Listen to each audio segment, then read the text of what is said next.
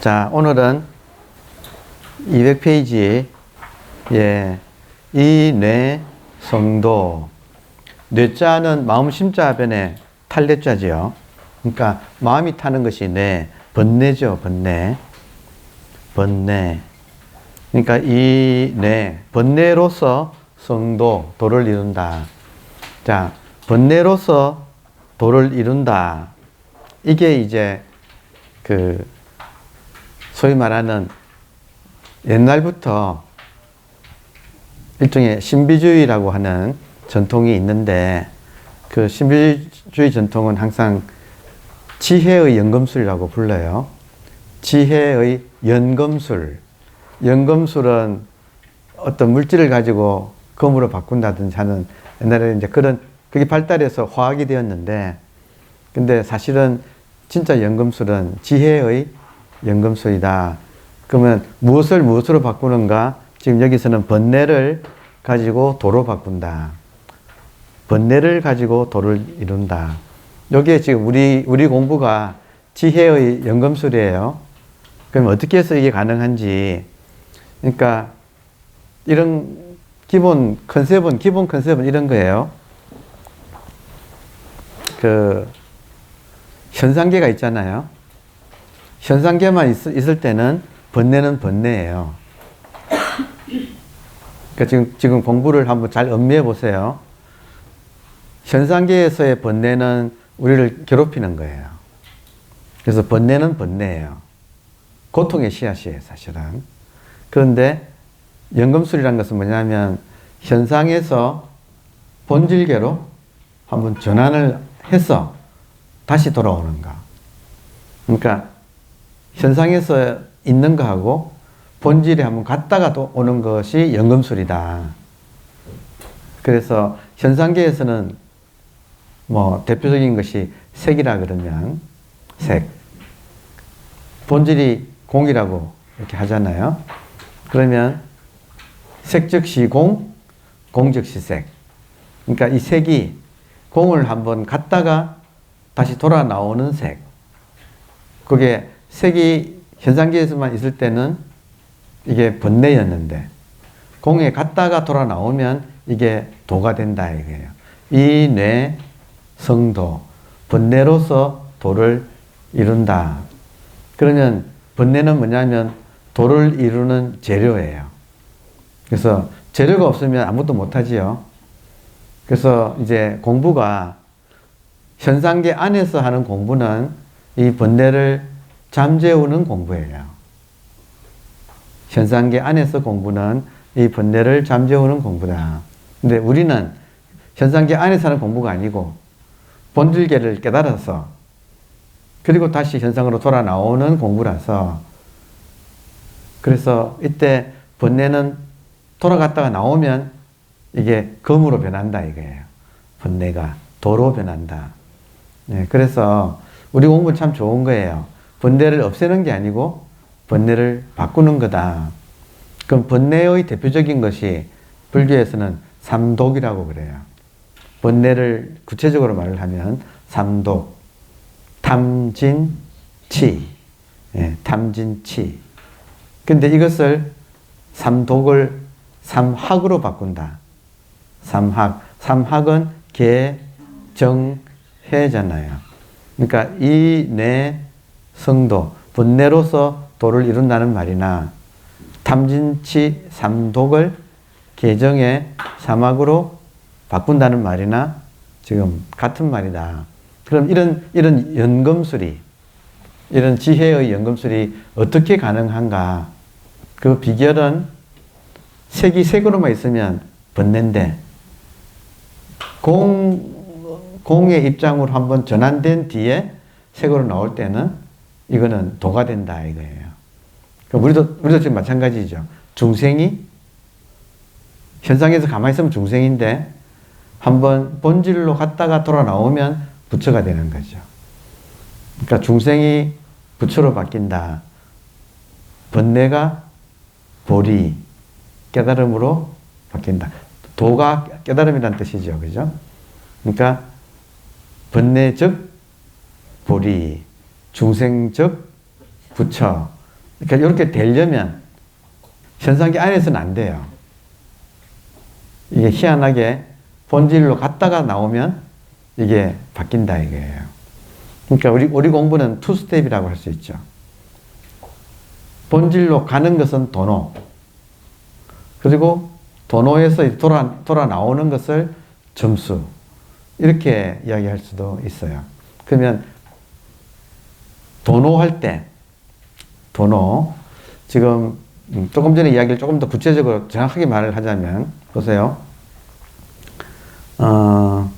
일종의 우리가 차안, 피안이라는 용어를 가지고 대성불교에서는 이야기를 또 많이 하지요. 그래서 바람일, 그러면 도, 피안, 피안으로 건너간다. 그럼 이게 이제 투 스텝이다, 이게 투 스텝. 첫 번째는 피안을 발견해야 돼요. 그 두 번째는 피안으로 건너가야 돼요. 투 스텝이랑 이해하시겠어요? 그러니까 발견하는 것은 도노, 완전히 건너가는 것은 점수. 그러니까 지금 이 책에서 보조국사가 시종일관, 도노, 점수의 이 수레의 두 바퀴가 같이 구비가 되어야 똑바로 앞으로 간다. 도노와 점수. 이제 이런 과정을 우리가 지금 공부를 하고 있는데, 여러분 그저께 초파일인데 초파일 잘 쓰셨나요? 예. 저도 뭐 이번 초파일에 그 인사동 선방이 이제 또 개원해서 거기서 좀 이렇게 인연 따라 손님들이 오셔서 같이 인사하고, 그래서 제가 기념으로 그 반야신경을 주제로 그날 좀 특강을 했거든요. 근데 반야신경을 주제로 이제 이야기를 하다 보니까 지금 이제 이야기가 나오는 게 뭐냐면, 지금 번뇌로서 도를 이룬다 그러잖아요.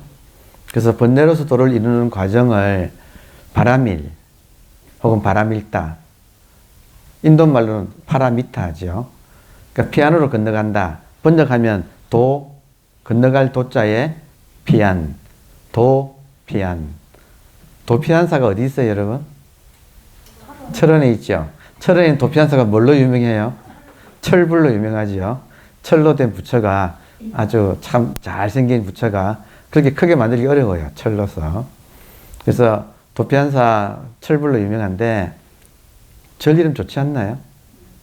예, 피안으로 건너가는 도, 피안, 절, 사. 자, 그러면 바라밀이라는 바라밀다, 제가 반야신경 가지고 특강을 했는데 제목을 보니까 마하반야 바라밀다예요. 그러면 되게 이제 경에서는 교학적으로는 금강반야 바라밀다가 있고 마하반야 바라밀다가 있어요. 그 경으로 교학적으로 말을 한다면 금강반야 바라밀다는 해안을 말하고,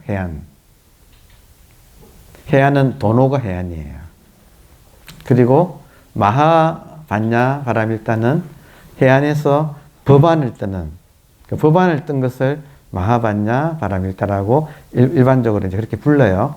근데 그렇게 부르는데도 불구하고 제가 이제 좀 자유롭게, 좀 선적으로 그 반야신경의 원 제목이 마하반야 바라밀다 심경. 그래서 제목을 보니까 마하반야가 그러니까 지금 전반적으로 여러분께서 공부를 이제 하실 때 현상에 있으면서 아직까지 내가 누구냐 할 때 현상에 속하는 나의 입장으로 살다가 피안이라고 하는 이 본질을 발견해서 그 발견하는 것은 도노다 이거예요. 근데 중요한 것은 발견해서 끝나는 게 아니라 나의 아이덴티티가, 나의 정체성이 현상에서 속하다가 이제 본래 면목, 본질, 본래 면목, 진면목으로 내가 바뀌어지는 거. 그러니까 이게 점수 과정이라서 이 점수가 완성되면 점수가 돈수가 된다고 말을 하는 거예요. 그러니까 도노 점수에서 도노 돈수가 되는, 그래서 도노 점수에서 해안, 그리고 이 점수를 거쳐서 돈수가 되는 것이 법안. 그래서 항상 우리 이제 대승불교에서 말하는 불법은, 불법 그러잖아요. 불법은 무슨 말의 준말이냐면 불안과 법안의 안목. 요게 불법이에요. 그럼 대승불교에서는 불법을 지향해요. 이 말은 법안을 뜨고 이제 법안을 뜬 뜻을 이제 실천하는 것이 불안이거든요. 그래서 제일 중요한 게 지금 대승불교의 가장 키포인트는 법안이에요. 그러니까 오늘 주제가 이 뇌 성도, 번뇌로서 도를 이룬다 할 때, 번뇌로서 도를 이루려면 법안이 떠야 돼요. 그 법안은 무슨 뜻이냐면 본질이 되어서 본질의 입장에서 이 현상계를 보면 현상계의 모든 것이 법이다. 현상계가 법계로 보인다. 그러면 여러분 번뇌가 현상계에 속하지요. 본질이 전체잖아요. 전체 입장에서 현상계의 상대세계를 보게 되면 현상계의 특징은 상대세계라서 서로 반대되는 것들의 집합이에요. 크다 작다 옳다 그르다. 그러면 현상계 안에서 볼 때는 큰 건 큰 거고 작은 거죠. 근데 본질 입장에서 보면 큰 놈이나 작은 놈이나 다 본질의 나툼이죠. 이해되세요? 그래서 법이라는 거예요. 큰 것도 법이고 작은 것도 법이다. 그러면 지혜만 법이 아니라 본질 입장에서 본다면 번뇌도 법이라는 거예요. 그래서 지금 번뇌를 가지고 도를 이룬다. 이 말은 결국은 법안을 뜬다. 이제 그 말이에요. 지금 들어오시나요? 예. 그래서 우리 공부가 해안을 뜨고 법안을 뜬다. 이 말은 해안을 뜬다. 이 말은 현상계에서 살다가 본질을 한번 발견한다. 본질이 견성할 때 성자로 쓰니까 성품 성자 그게 본질이니까 견은 발견한다. 일단 한번 발견한다. 견성한다. 그리고 성불한다. 이 말은 이제 완전 건너간다는 거죠. 그래서 해안과 법안. 그래서 법안이 우리들의 공부의 일단 기준이에요. 그러니까 법안 뜨려면 어떻게 되는가? 먼저 도노를 하고, 도노하면 해안 떴어요. 그리고 점수를 해서 점수가 완성되어서 돈수가 되면 돈수가 법안의 안목이다. 이해됐나요? 도노 점수는 해안. 해안에서 점수가 완성되어서 도노와 돈수가 되면 그게 법안. 그래서 요 가닥을 가장 잘 보여주는 선의 에피소드는 조산 본적 스님. 제가 뭐 기회 있을 때마다 말씀을 드리니까 반복해서 이런 말은 계속 반복해서 드리는 거예요. 조산 본적 스님 밑에서 수자가 그 밑에서 공부하는 사람이 드디어 한번 도노를 한 거예요. 그래서 스승을 찾아와서 스님 제가 노력 끝에 제가 이런 경험을 했습니다. 하고 하는 소리가 당나귀가 우물을 보았습니다. 이렇게 말을 한 거예요. 당나귀는 되게 수행하는 사람이 자기를 낮춰가지고 우둔한 수행자를 당나귀로 표현을 해요. 그러니까 뭐 당나귀를 매는 뭐 밧줄, 뭐 말뚝 이런 말로 그 수행자를 당나귀로 비유해요. 그러니까 이 당나귀가 노력 끝에 우물이 본질이에요. 그러니까 우물을 보았습니다. 이제 그러니까 조산 본적이 제자가 수고했다. 그래서 이제부터 수행은 이제부터니까. 여러분 수행은 본질을 보고 나서부터 진짜 수행이에요. 본질을 보기까지는 예비 수행. 그래서 임시 가자를 써서 가 수행이라고 해요. 본질을 봐야 진짜 수행이 시작된다. 왜 그러냐? 여러분, 우리 번뇌를 일으키는 우리들의 무명, 혹은 지금 삼독, 무명이라고 하든 삼독이라고 하든 이 번뇌의 뿌리, 이게 굉장히 깊어요. 이게 깊어서 우리가 현상계에서 마음을 고요하게 하는 것으로는 뿌리 뽑기가 어려워요. 그건 이해되시나요? 잠시 고요해져도 그때뿐이지 그 기간만 지나면 다시 또 올라온다. 이해되죠? 그래서 이거 뿌리 뽑는 게 중요하기 때문에 그 뿌리 뽑으려면 고요한 힘으로는 안 된다. 그 무엇의 힘으로 하는가? 여러분, 어둠은 무엇으로 없어요? 빛으로 없애잖아요. 그러니까 빛이 본질이잖아요. 본성, 불성. 불성의 빛으로 어둠을 다스리는 것이 진짜 수행이다 이래요. 그러려면 본질이 자각하는 힘. 그러니까 우리들의 본성이 내가 본성이라고 하는 거, 불성이 불성이라고 하는 거, 의식이 내가 의식이라고 하는 걸 자각하는 힘. 그렇게 되면 빛이 터진다. 빛이 나오면 그 힘으로 어둠을 물리친다. 어둠은 되게 여러분 구름으로 비유를 해요. 그러니까 먹구름이 끼면 구름 밑은 어두워요. 그러니까 구름은 되게 번뇌거든요. 생각. 그러니까 지금 전체적으로 공부를 우리가 여러분 공부의 포인트는 지금 이야기를 하다 보면 이렇게 포인트까지 우리 공부의 좋은 점은 제가 이렇게 마이크 들면 처음부터 다시 이야기하죠. 그래서 여기까지 오죠. 그죠? 그거 안 좋아요? 처음부터 다시 또 이렇게 이야기하잖아요. 항상 첫 포인트는 우리 공부의 첫 포인트는 뭐냐? 구름을 알아차려야 된다. 구름과 빛. 구름. 그러니까 무엇이 구름인가? 생각인데 이 생각을 일으키는 생각은 항상 분별심에서 나와요. 생각이. 분별심에서 생각이 나와서 분별생각. 이게 구름이에요. 그러니까 보통 사람은 분별생각이 많다 적다? 많지요. 그러니까 항상 구름이 껴있어서 마음이 우울한 거예요. 어둡고 우울하다. 이해되죠? 무명이라 그러잖아요. 그래서 무명을 밝히고 제가 지난주에 무명을 밝히고에 출연했었네. BBS 라디오에 무명을 밝히고 네. 그러니까 프로 이름이 참 좋은 프로지요. 무명을 밝히고. 자, 그럼 이 무명을 밝히는데 무명의 내용이 뭐냐? 생각이에요. 그 생각의 뿌리는 분별심이에요.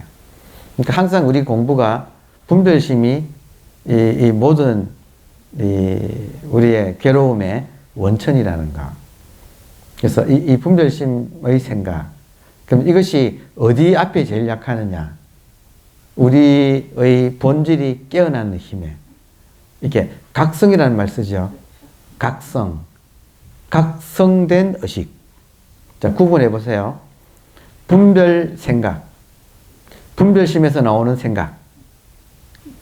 그 반대말이 각성된 의식.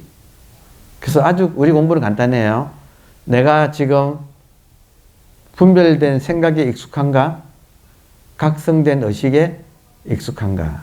여러분, 제가 지금 말하라고는 안 할 테니까 속으로 분별 생각에 맞나? 아니면 각성된 의식으로 깨어있는 시간이 맞나? 따져보시면 답 나오지요. 각자가. 요거를 바꾸는 게 지금 우리 공부다 이거예요. 공부의 포인트는 생각과 의식을 구분하는 것이다.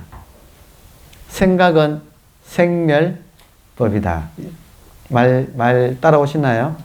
생각은 현상에 속해서 항상 일어났다가 사라지는. 근데 여기 지금 많이 일어나니까, 수만 번 일어나니까 우리가 좀 어지럽죠.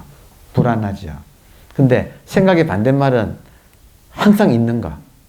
그러니까 생각은 생멸법이고, 항상 있는 것은 지금 깨어있는, 이걸 이제 본심이라고 되게 부르는데, 우리들 현대인들은 그냥 의식이라고 하는 것이 더 와닿아서 이 말 그냥 쓸게요.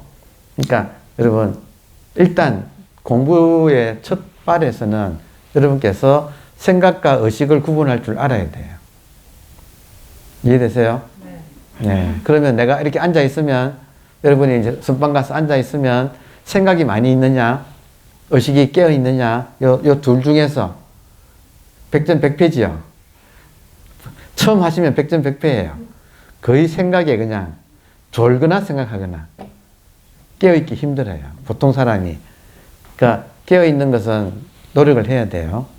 그래서 자기를 비춰봐가지고 공부 어떻게 합니까 할 때 가장 기본은 생각에 시달리는 시간이 많느냐 아니면 깨어있는 시간이 많느냐에서 가급적이면 나의 시간을 깨어있는 시간을 늘려가는 게 공부다.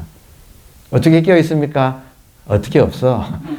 그냥 틈날 때마다 돌아봤어. 나의 지금 정신 상태가 생각이 많냐 아니면 의식이 깨어있는 게 더 많냐. 그럼 뭐 버스 타고 갈 때도 남은 몰라도 난 앉아서 내 의식을 체크할 수 있잖아요. 그러니까 지금 깨어있느냐 생각에 달려가느냐. 그리고 깨어있는 방편은 다양해요. 깨어있는 방편은 다양한데 대부분의 명상이나 뭐 초기 불교 수행 또 대승불교 수행 할 것 없이 전체가 다 그러니까 공통적인 것은 깨어있는 가장 좋은 방법 중에 하나는 현재를 자각하는 것이 가장 기본이에요. 이게 명상의 가장 기본이에요. 그래서 현재라고 하는 이 순간으로 우리의 의식이 돌아오면 현재가 체크되면 자동적으로 깨어나게 돼요. 생각은 사라지게 돼요. 그러니까 이제 일반 명상은 현재에 깨어있기로 통일되어 있다. 거의 모든 수행이. 근데 현재에 깨어있는데 우리 이제 참선한 사람한테는 현재가 의식이에요. 그러니까 의식은 항상 현재 의식이에요. 그러니까 현재 그러면 그것 자체가 의식이에요. 그래서 그걸 한자로 말하면 항상 심은 현재심이에요. 현재심. 이때 심이 의식이니까 현재 의식. 항상 의식이 현재를 느끼고 있을 때는 항상 깨어 있어요.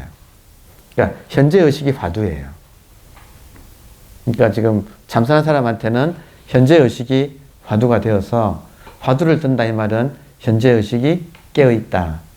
이제 이런 뜻이 되는 거예요. 자, 이게 이제 제가 지금 다시 마음 공부의 가장 기본을 한번 이렇게 설명을 드렸고, 그렇게 해서 지금 마하반야 그럴 때, 지금 마하반야가 법안이에요. 마하반야가 법안의 안목이다. 그러면 이렇게 볼 때는 마하하고 반야가 뭘 가리키는가? 깨어있는 의식을 가리키는 거예요. 그러면 깨어있는 의식은 두 가지 특성을 지닌다. 그러니까 먼저 깨달은 분들이 정리를 해보니까 깨어있는 의식은 두 가지 성질을 가지고 있더라. 마하 그리고 반야더라. 이거 한번 쭉 써보십시다. 복습 삼아. 그죠? 한번 또 이렇게 써야지 이렇게 정리가 되어야. 정리하는 것도 중요해요. 왜 중요하냐면 이렇게 정리를 해야만이 자기 것이 돼요. 아무리 좋은 경험을 해도, 아무리 여러분께서 좋은 경험을 해도 그 경험이 정리되어서 내한테서 딱 정착하지 않으면 흘러가 버려요. 그냥 그 귀한 체험이. 그래서 항상 이 의식을 깨달은 것, 견성한다 그러잖아요. 이 성품을 깨달았을 때 견성의 성질이 특징이 두 가지더라. 기본적으로. 그래서 한번 정리해 볼까요? 예.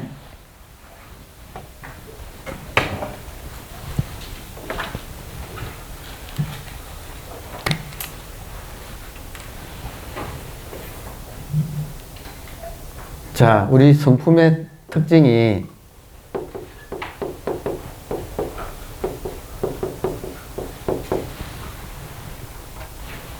하나는 마하고 하나는 반야다. 이럴 때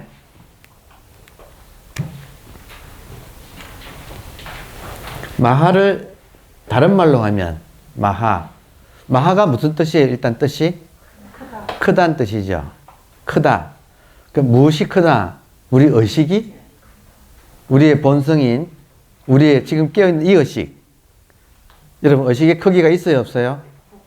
없죠.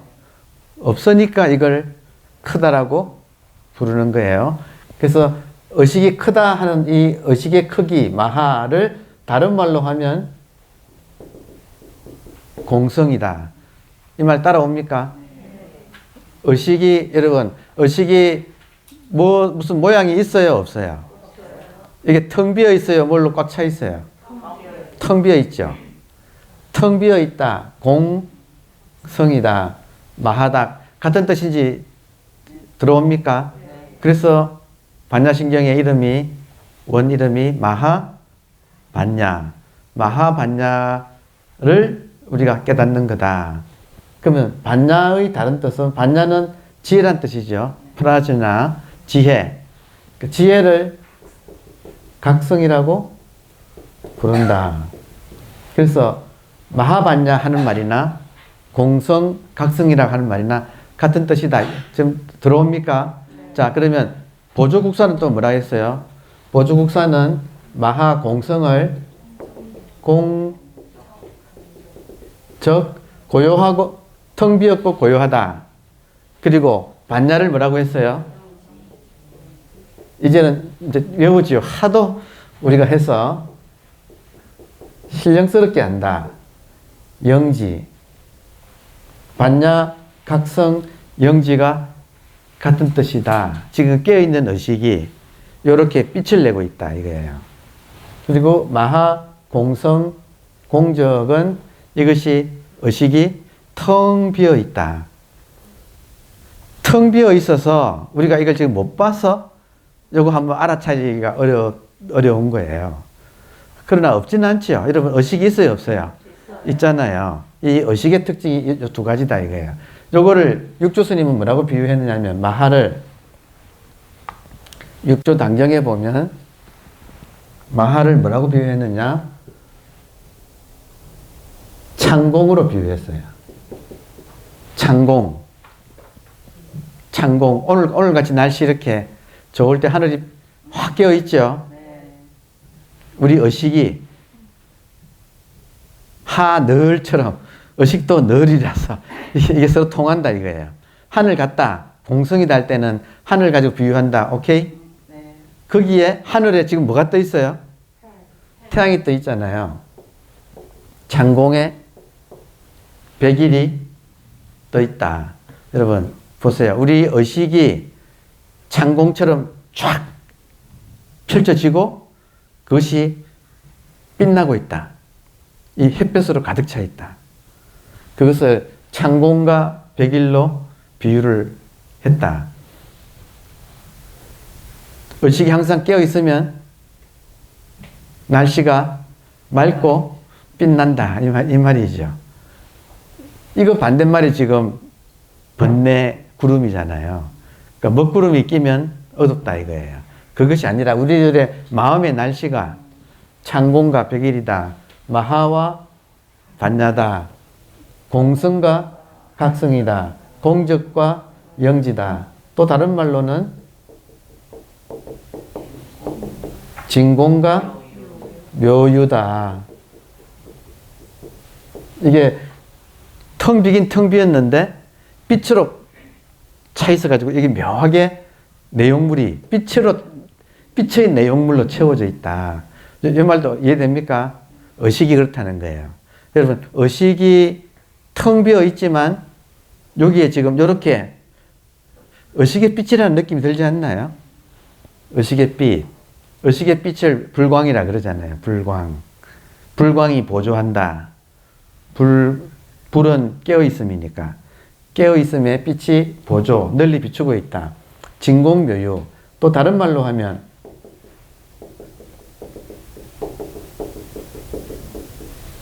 적적이다.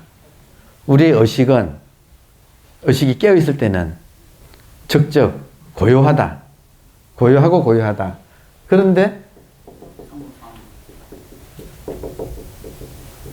마음이 별처럼 반짝이고 있다.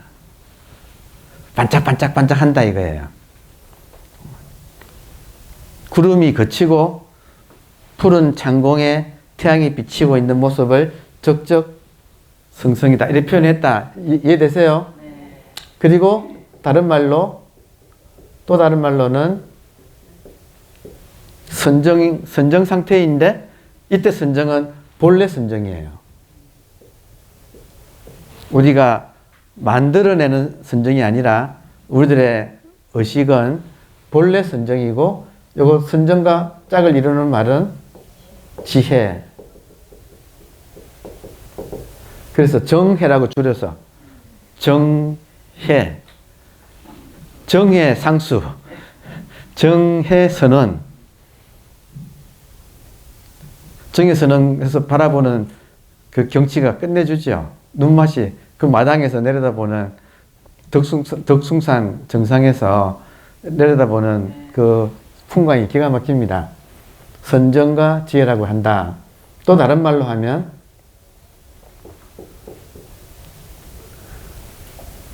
툭 터져가지고 지라는 말은 여러분 지금 고요하다, 툭 터졌다, 고요하다 이 말은 지라는 말은 생각이 멈췄다는 뜻이에요.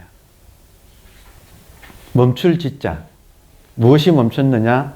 생각이 멈췄다. 구름이 거쳐졌다. 창공의 특징은 구름이 거쳤다. 그리고 거기에는 관이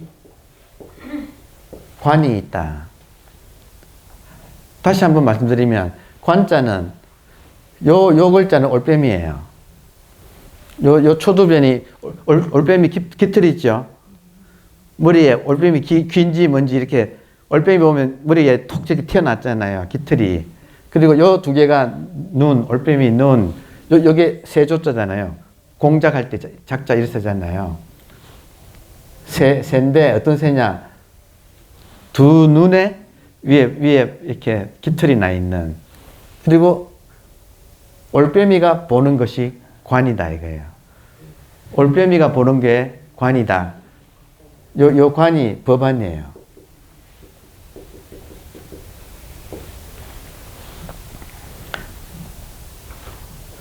올빼미가 본다는 건 뭐예요? 밝은 낮에 보는 게 아니고 어두운 밤에 보는 거죠. 어둠을 꿰뚫어 보죠. 무명을 밝히죠. 무명을 밝히는 빛, 그게 올빼미가 어둠에서도 꿰뚫어 보는 걸 가지고 상징하고 있다. 이렇게 하니까 당연히 초기 불교에서는 사마타, 위파사나 이렇게 이야기를 하죠. 그러니까 요 두 개를 같이 갖추고 있다 이거예요. 우리들의 본질인 의식은. 그리고 또 다른 말로는 사마타 위파사나 지관, 또 다른 말로는 선에서는 여러분 선에서는 살, 활, 번뇌를 죽이고 활은 번뇌가 위에서는 번뇌를 죽이는데 그걸 안 끝나고 번뇌적 보리로 바꾼다. 살려낸다. 죽이고 살린다. 그리고 지금 창공의 라인을 뭐라고 부르느냐?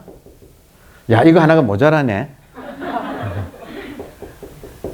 오늘 수지 맞으셨네요. 이거 정리 한번 쫙 해놓으면 앞으로 되게 편한 거예요. 공부하실 때. 하나는 요 라인은 무심이라고 한다.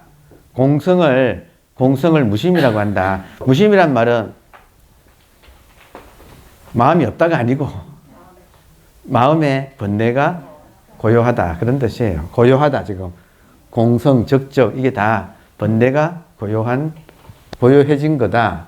그걸로 끝이 아니고 그런 상태에서는 마음껏 이제는 번뇌가 더 이상 번뇌가 아니야. 그러니까 마음껏 생각을 일으켜도 일으킨 바가 없는 라인 밑에는 생각을 안 하는 게 아니고 여러분 대승불교는 생각을 안 하는 게 아니고 마음껏 생각을 하는데 그 생각이 어디 가서 붙질 않아. 왜냐? 이제 번뇌가 아니고 이게 지혜가 되어서 보리가 되어서. 그러니까 평상심의 이 라인이에요. 평상심. 한번 읽어봅시다. 그죠? 여러분 찍으세요. 지금 일제히 카메라가 쭉 떠가지고 카톡방에 올리세요. 찍은 거. 근데 아직 안 찍어. 더 있어 지금. 한 줄 더 나갈 거예요. 자, 같이 한번 읽어볼까요? 창공과 백일. 마하와 반양. 공성과 각성. 공적 영지. 진공묘유, 적적성성, 선정지혜, 지관, 사마타 위파사나, 살활, 무심, 평상심. 아, 더. 자, 여기에 또 하나 중요한,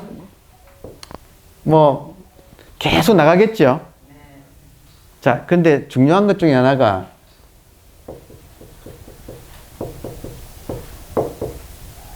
차라고 하는 개념이에요. 막다. 막을 찾자. 그리고 또 하나는 비춘다. 차와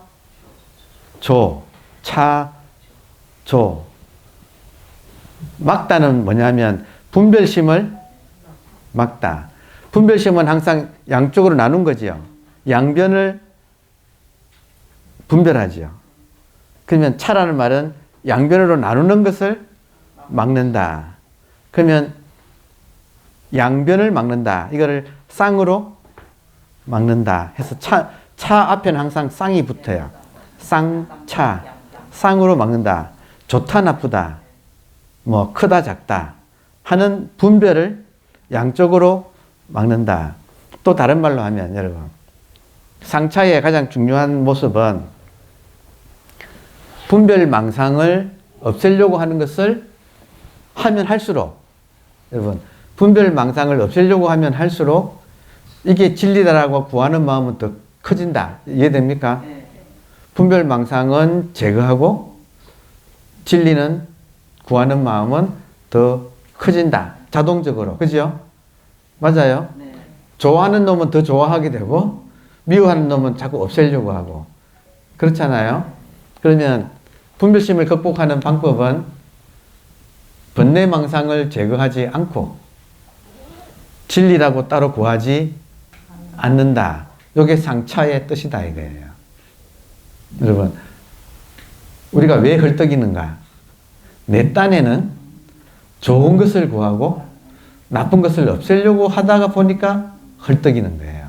여러분, 안 헐떡여요? 현상계에서 사는 사람은 다 헐떡여요. 근데 자기 딴에는 좋은 걸 가지고 헐떡인다 이거예요. 자기 딴에는 나쁜 번뇌는 없애고 좋은 진리는 구하려고 하는. 요게 괴로움의 원천이다. 이렇게 하면 에고가 강해진다. 분별심이 강해진다. 그러니까 양쪽으로 막는다 이 말은 번뇌망상을 제거하려고 하지 않는다. 그리고 진리라고 따로 구하지도 않는다. 이게 쌍차라는 뜻이에요. 그리고 쌍조는 상차하면 어떻게 되느냐면 본질의 입장에 서게 돼요. 그러니까 지금 위에 라인이 있죠. 위에 라인, 창공 마하 라인 있잖아요. 저걸 하게 되면 어떻게 되는가? 본질이 드러나요. 그리고 아래에는 본질이 드러나서는 본질의 입장에서 현상을 보게 돼요. 그래서 지금 요 앞에 뭘 써야 되느냐면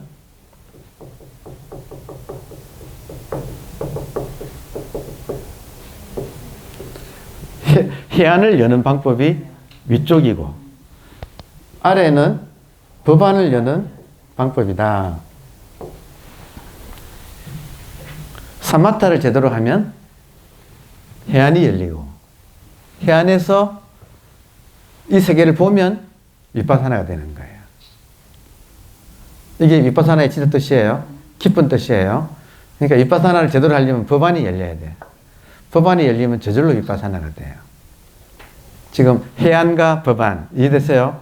도노와 점수가 이제 돈수가 되는가. 위에는 도노고 아래는 돈수. 돈수란 말은 점수의 완성. 됐나요?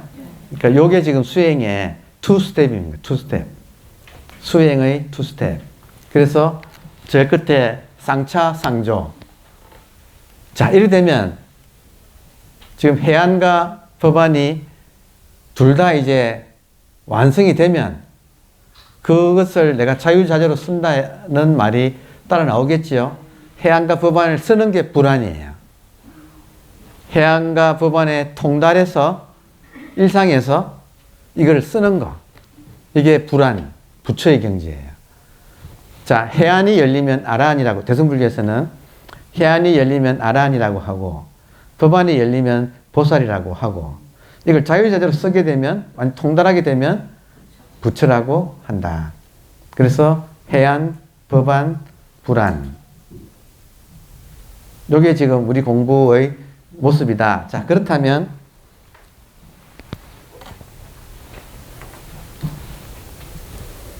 한 줄만 쓰고 나니까 이거 다 달았어요.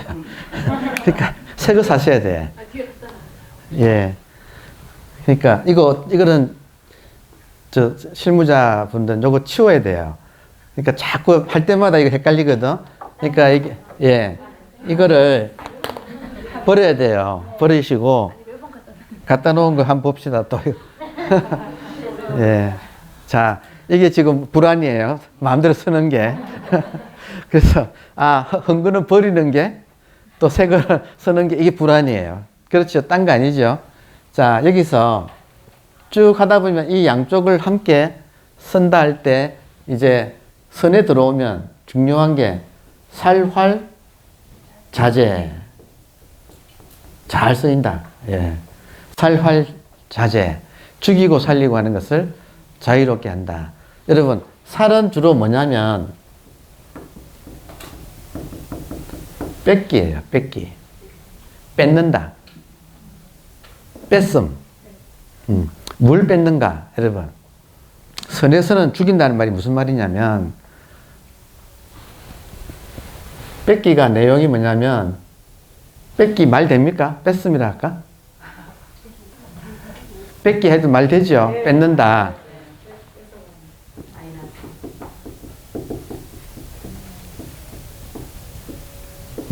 일념타파예요. 일념타파. 자, 일념타파는 뭐냐면, 지난 시간에 잠깐 말씀드렸는데, 중요해요.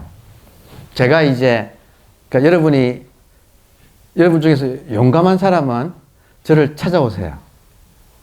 수업에서도 알아들었어. 근데 내가 지금 뭔가가 아직까지 석연찮아요. 근데 뭔지를 모르겠어. 여러분, 자기가 어디에 지금 걸려있는 거 잘 모르는 거 아세요? 뭔가 마음은, 그러니까 듣기는 다, 이해는 다 되는데 내 마음은 시원하지가 않아. 그럼 어딘가에 걸렸는데 내가 어디 걸린지 스스로 알아차기 어렵잖아요. 그러면 이제 찾아와. 그래서 이야기를 들어보면 여러분 놀랍게도요. 찾아와서 하시는 모든 분의 이야기를 들어보면 자기가 공부한 걸 이야기를 해요. 그러면 이런 공부를 했습니다라고, 이런 체험을 했습니다라고 이야기를 해요. 근데 아주 재밌는 건 뭐냐면 지금 무슨 말을 하고 있는가? 뺏는 걸 이야기하고 있는데 일념타파할 때 일념이 뭐냐? 사람마다 자기가 지금까지 공부한 걸 총집합해가지고 정리해가지고 그것을 공부라고 해서 딱 개념 정리한 걸 쥐고 있어요. 그래서 깨달음을 추구하는 사람은 이게 깨달음이다라고 하는 이것이 깨달음일 것이다라고 모든 공부를 딱 정리해가지고 자기 체험하고 공부한 걸 딱 종합해가지고 이렇게 딱 가지고 있어요. 그거를 하려고 해요. 이해되세요? 사람마다 다르겠지만 내용은 달라도 뭔가 정리하고 그거를 하려고 해. 그걸 실천하려고 해. 그게 병인 거예요. 그게 그 사람의 일념이에요. 그러니까 아예 초심자는 일념이 없어. 공부하기 바빠서 아직 없어요. 그런데 공부 좀 한 사람이 보면 체험한 거 하고 그리고 공부한 거 하고를 종합해서 이럴 것이다. 깨달음은 이럴 것이다. 견성은 이런 걸 거야. 하고 나름대로 딱 하고 그거를 이제 실현하려고 하고 있는 거예요. 그러면 깨달음을 추구하는 사람은 깨달음에 막혀 있어요. 여러분 보세요. 지금 우리가 말하고 있는 이 두 가지가 우리의 본성인 지금 깨어있는 이 의식을 말하고 있죠. 그러면 여러분 어떤 게 진짜인가 보세요. 이 지금 깨어있는 이것이 진짜입니까? 아니면 지금 공성각성이 진짜입니까? 저 말이 진짜입니까? 지금 이게 진짜잖아요. 근데 사람들은 요렇게 가르쳐 주면 요걸 또 잘 배워가지고 요걸 쥐고 이거를 실천하려고 한다 이거예요. 그래서 이걸 놓친다 이거예요. 자기 거를 실제로 지금 살아있는 이거를 활구를 놓치고 사구를 진다. 그러니까 이런 가르치는 것은 한번 개념 정리가 의식화가 되어야 되기 때문에 말씀은 드려도 제가 지금 뭐라고 하느냐면 한 다음에는 여기에 속으면 큰일 납니다. 이거 버려야 됩니다. 개념 정리한 다음에는 개념을 버려야 됩니다. 라고 제가 지금 이야기를 하는 거예요. 그래서 어떤 체험한 사람은 여러분 열심히 수행하다가 어떤 깨끗한 번뇌가 사라진 그런 체험한 사람은 그거 붙잡은 거예요. 그리고 저한테 와서 뭐라고 하느냐면 그때 3000배를 했는데 그때 어느 순간 가니까 다 끊어지고 없어가 너무 좋았다. 그런데 지금 다시 그건 사라지고 안 된다. 근데 그 뒤에 해봤더니 그것이 안 나오더라. 그래가지고 어떻게 하면 그 깨끗한 걸 다시 또 이뤄낼 수 있습니까? 이런 질문을 하는 거예요. 여러분, 바이바이. 이미 떠나간 배예요. 그러니까, 근데 자기도 모르게 그런 걸 추구해요. 그러니까, 일념탑하다. 이 말은 지금 죽인다, 뺏는다. 그래서, 원호극근 같은 스님은 당신이 밑에서 제자를 길러가지고 이 사람이 공부가 됐잖아요. 그러면 그 사람을 말사에 당신은 본사 주지면서 자기 제자를 공부가 됐구나. 그럼 이제 나가서 일을 해라. 그러면서 말사를 맡겨요. 그 말사를 맡기고 나가는 제자에게 앞으로 주지 노릇 어떻게 하라고 공부하고 이 주지 노릇하고 딱 매칭이 되게끔 하는 편지를 딱 써가지고 딱 줘요. 그러면 그 제자 입장에서는 스승이 당부하는 말씀이 담겨 있잖아요. 그래서 그 편지글을 모아놓은 게 원호심료라고 하는 책이에요. 이거는 성철 스님을 비롯해서 이런 선사들이 굉장히 좋아하는 책이에요. 장경각에서 번역되어 있어요. 상하권으로. 근데 그 책에 보면 원호 스님이 자기 제자가 이제 공부가 되어서 인가를 하면서 이게 말사 주지로 나갈 때 어떤 식으로 법을 펴라. 살화를 해라. 사람을 죽였다 살려라. 이때 죽인다는 것은 그 사람이 지고 있는 이런 게 법일 거야, 이런 게 깨달음일 거야, 뭐 이런 게 삼매일 거야 하는 그거를 뺏으라는 거예요. 그러니까 그걸 지고 있는 한은 그것이 진짜를 맡고 있다. 그게 구름이에요, 여러분. 진짜는 이렇게 빛나는, 텅 비고 빛나는 이건데, 내가 어떤 체험을 하고, 그걸 개념 정리해서 지고 있는 거, 이런 거다 하는 것이 구름이 되어가지고 이걸 맡고 있는 거라서 구름을 뺏으라는 거예요. 그래서 이제 그 편지글에 농부한테는 전 재산인 소를 빼앗고, 거지한테는 거지 전 재산인 밥통을 빼앗아라. 이 말은 뭐냐면 수행자한테는 그 수행자가 평생 수행해가지고 이게 수행이라고 나름대로 가지고 있는 거 있죠. 여러분도 다 있을 거 아니에요, 사실. 솔직히 이야기하면. 그러니까 그걸 뺏어라는 거예요. 그걸 지고 있는 한은 살아있는 이걸 못 본다는 거예요. 그러니까 살아있는 이걸 두고 이걸 또 다른 말로 뭐라고 하느냐면 모든 공부하는 사람은 자기가 지금까지 공부한 걸 다 끌어모아가지고 허공에 탑을 세우고 자기는 셋바트가 되어 지키고 있다. 이해되세요? 그래서 누군가가 이 탑을 공격하면 막 왕! 하고 아주 신경이 바짝 써가지고 무슨 말인지 이해되세요? 사람마다 자기가 공부한 거를 그래서 좀 무서운 말이지만 저도 마찬가지겠지만 요즘 유튜브에 뭐 스님이고 제가자고 뭐 또 외국인들까지 포함해서 다 이렇게 법문한 사람이 많잖아요. 가만히 들어보면 그분들이 반복적으로 강조하는 대목들이 있잖아요. 이해되세요? 그걸 이제 조금 이렇게 눈이 있는 사람들이 보면 아, 저 사람의 살림살이가 저거구나 하고 한 번 들어보면 싹 파악이 돼버려요. 그러니까 무서운 세상이에요. 그러니까 지금은 유튜브 강의를 하도 사람들이 다 많이 들어가지고 눈이 밝아졌어요. 이제 권위 같은 건 안 속아. 아주 실력 가지고 하는데. 그러면 여러분도 마찬가지예요. 여러분도 누군가 법문하는 거 들어보시면 파악이 되죠. 근데 가만히 보면 반복적으로 강조하는 것이 있다 이거예요. 그럼 저게 저 사람이 살림살이구나. 이게 무슨 말이냐면 그분은 또 그걸 가지고 정리해가지고 써먹고 있는 거예요. 말하자면. 그러니까 이런 걸 가지고 만약에 제가 잘 아는 친한 사람이 법문하는 걸 가만히 들어보면 말을 하다 보면 결국은 뭐예요? 거기에 막혀 있는 거예요. 진리가 이것이다 하면 그게 막힌 거야. 이거 좀 무서운 이야기네. 하다 보니까. 항상 여러분, 그래서 그 좋은 눈 밝은 선사들은 항상 말을 하고 난 다음에 내 말에 속으면 안 됩니다라고 지워요. 부처님은 49년 설법했는데 나는 한마디도 말한 적이 없다 그러잖아요. 이렇게 싹 지우는 거예요. 이해하시겠어요? 왜냐하면 남들은 그걸 잡으니까. 방편으로 말했는데 다른 사람은 그걸 잡아가지고 검과 옥조로. 그러니까 그렇게 되면 뭐가 되느냐 하면 당나귀를 평생 묶어놓는 말뚝이 되어버리는 거예요. 그러니까 많은 수행자가 자기도 모르게 일념에 매여 있어. 당나귀처럼 일념이라고 하는 말뚝에 매여 있어. 그걸 타파하는 게 깨달음이다 이거예요. 말뚝은 사람마다 다르겠죠. 그러니까 항상 털어버려야 돼요. 공부는 항상 배운 다음에는 털어버린다. 자, 그래서 지금 돌아오면 살이란 말은 뺏는다, 뺏기다, 일념을 타파하는 거다. 이 말 이해하시겠어요? 그래서 눈 밝은 선사는 항상 이 사람이 와가지고 자기 상을 드러내. 보통 사람은 자기 잘났다는 상을 드러내고 공부하는 사람들은 법상을 드러내요. 이해되세요?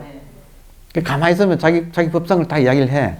그러면 그거 내려놓아라 이거거든요. 우리가 잘 알다시피 조주 스님한테 음양존자라고 하는 분이, 음양존자는 가만 앉아 있으면 새가 꽃을 물어오고 다람쥐가 도토리를 물어와가지고 소복이 쌓인대요. 그러니까 마음 비우고 있는 사람들은 그 무심히 통하면 동물들이 그걸 감지하고 그렇게 공양을 올린다는 거예요.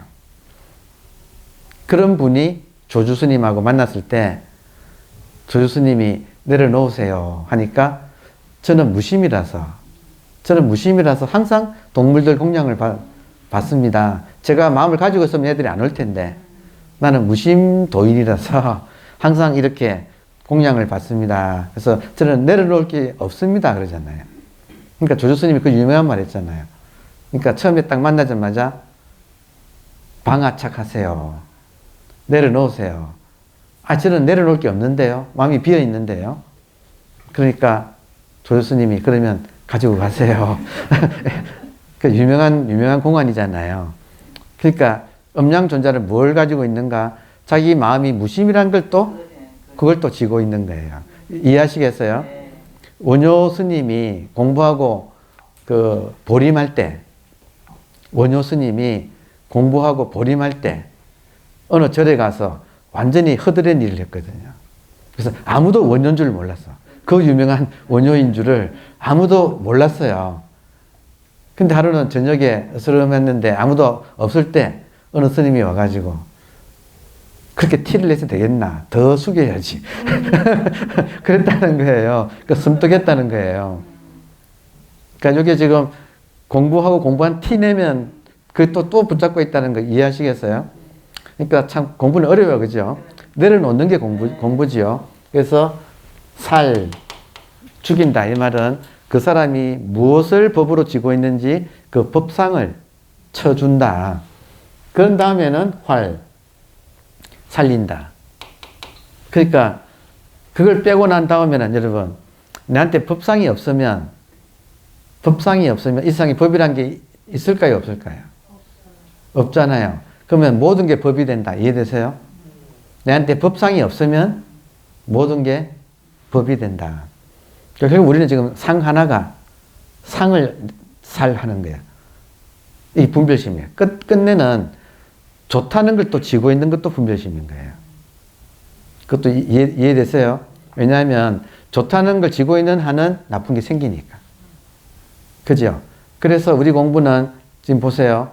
번뇌로서 도를 이룬다 그러잖아요. 그러면 번뇌로서 도를 이루려면 어떻게 되는가? 내한테 번뇌라고 하는 상이 없어지는 거예요. 그럼 뭐예요? 번뇌상의 내용은 뭐냐면 번뇌는 나쁜 거니까 번뇌는 없어야 한다는 게 번뇌상이에요. 이해되세요? 그러면 그 상이 없으면 번뇌가 일어나도 더 이상 번뇌가 아니죠. 그게 번뇌적 볼이라는 거예요. 그러니까 이 상이 없어지는 게 법안이다. 쉽지 않지요? 이렇게 알아는 듣는데 실천은 이거 만만찮아요. 그러니까 지금 저도 사실은 계속 자꾸 저한테 속으면 안 됩니다. 이런 식으로 자꾸 저도 말하는 이유가 있어요. 질문하세요. 그러면은 교수님 말씀대로 뭐 없애는 건데 만약에 내가 원효라고 한다면 내가 원효가 아닌 걸로 아예 표도 안 나게끔 살아가고 남에게 알려주지도 않고 또 내가 가지고 있는 지식이나 그런 것들을 알려주지 않고 그냥 혼자만이 가지고 있는 게 그게 이 공부의 참입니까요? 그 지금 아니지요. 아니 그 질문은 잘했어요. 근데 제가 뭐라고 전제했느냐면 원효 대사가 보림할 때라고 했죠. 제가 그 말 했죠, 그죠? 보림할 때는 푹 썩어야 돼. 그러려면 자기 상을 알아채고 푹 썩는다. 이해되세요? 여러분, 물이 푹 썩어야 향기로운 술이 되죠. 고목나무가 푹 썩어야 고목나무 안에서 용의 울음이 나와요. 여러분, 고목나무에서 매화 필 때 보셨나요? 기가 막히지 않나요?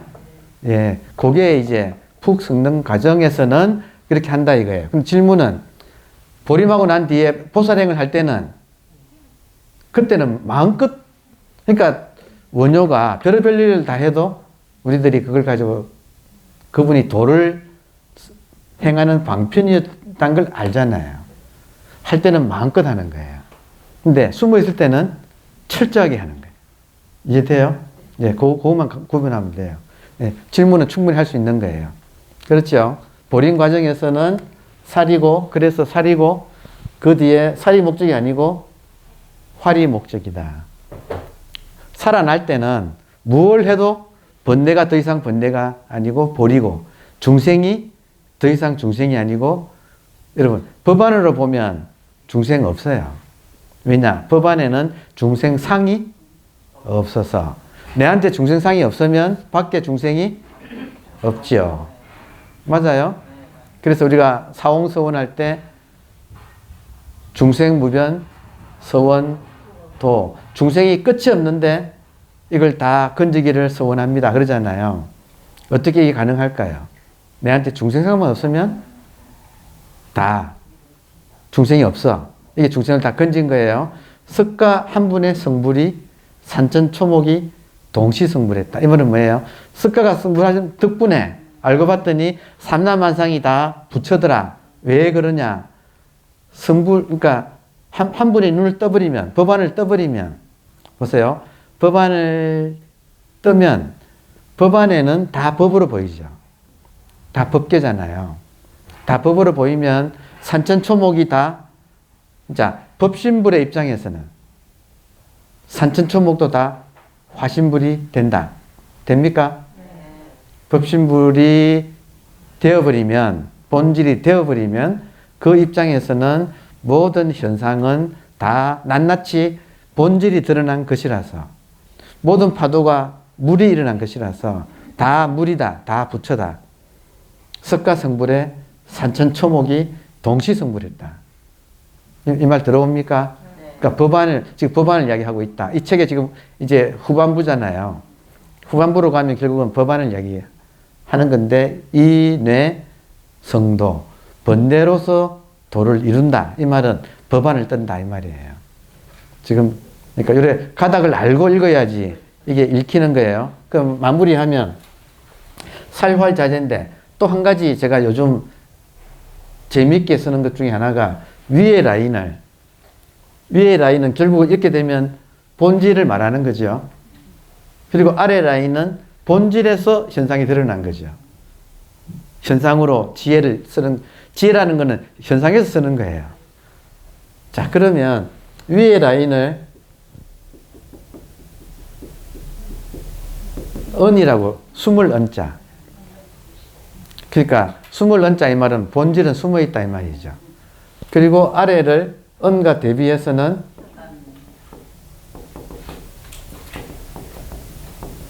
현, 드러날 현, 나툴 현, 드러난, 숨고 드러난 것이 은현이 동시다. 은현이 동시다. 지금 동시나 자제나 요 라인에 불안, 해안, 법안, 해안과 법안을 동시다 하는 말이나 자제로 쓴다는 말이나 중도라는 말이나 색과 공이 중도라는 옵니까? 불이라는 말이나 본질과 현상이 색과 공이 불이, 중도, 동시, 자제, 또 연기,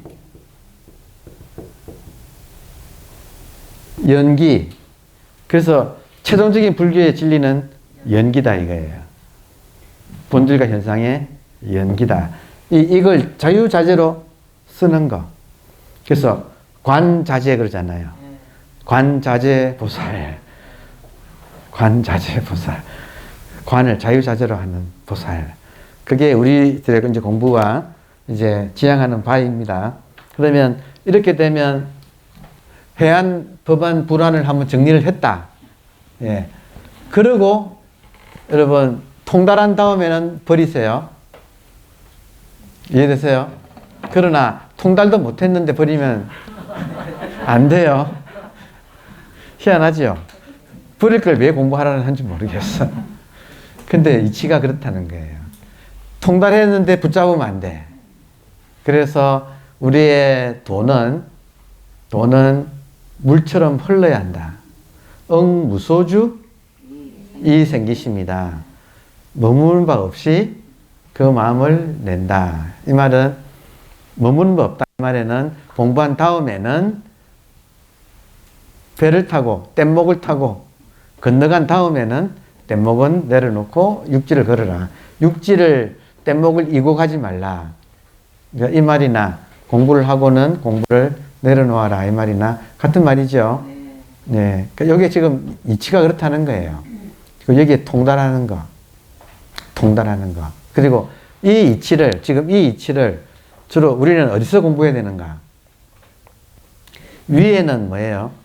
위에는 놓는 거죠. 비우는 공부죠. 이해되세요? 현상에 대한 집착을 위에는 내려놓는 거죠.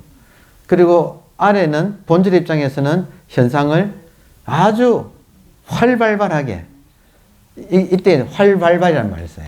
활발. 깨어나서 이 법을 쓸 때는 정광석가처럼 활발하게 써라. 그걸 자유자재로 해라. 쓰고 본질로 돌아가고. 그러니까 본질로 돌아가면 무심에서는 일이 생기면 정광석가처럼 평상심을 써요. 그리고 끝나면 다시 또 무심으로 돌아가고. 돌아갈 때는 쓸 때는 살활자재. 금강왕의 복음을 착 빼서 휘두르고 다 썼으면 칼집에 탁 꼽아놓고. 이거를 자유자재로 하는 것이 우리 공부다. 여러분, 금강왕의 복음이 결국은 뭐예요? 이 지금 마음이라는 거예요.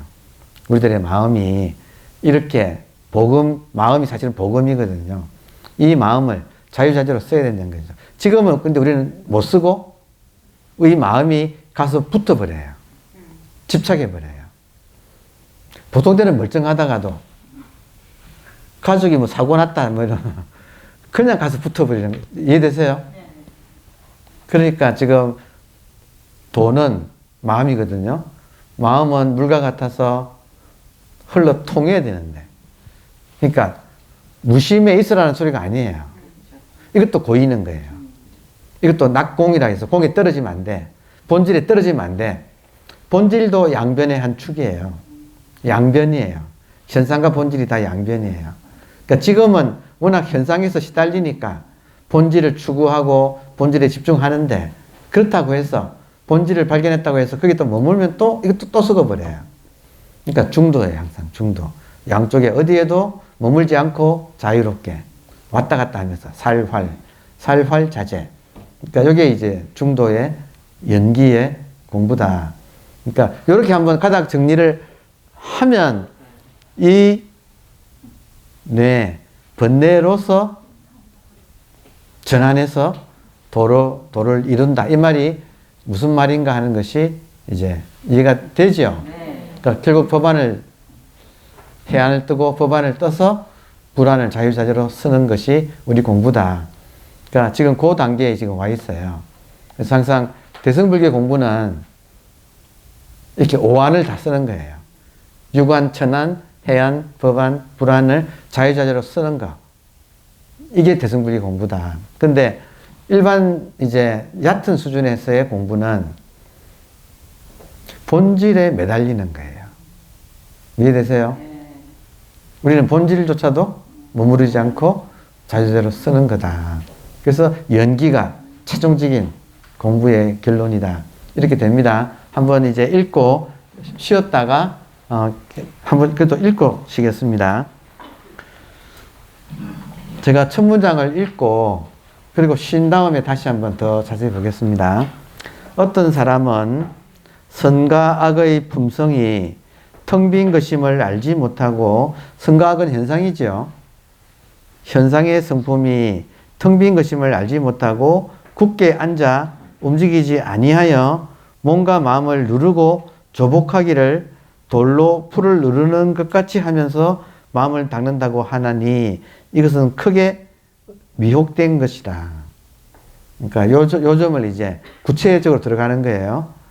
번뇌로서 도를 이룬다는 말에 이제 구체적인 내용이 나옵니다. 그러면 요거는 10분간 휴식한 다음에 계속하겠습니다. 감사합니다.